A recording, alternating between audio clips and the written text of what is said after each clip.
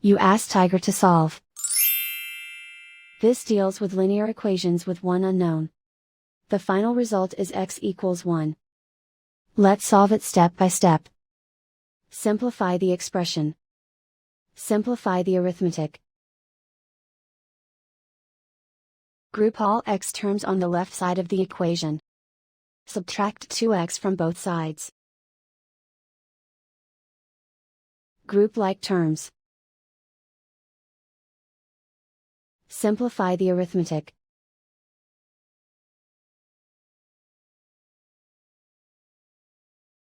Group all constants on the right side of the equation. Subtract 3 from both sides. Simplify the arithmetic.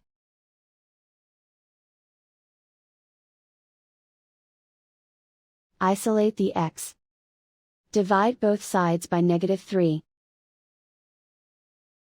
Cancel out the negatives. Simplify the fraction.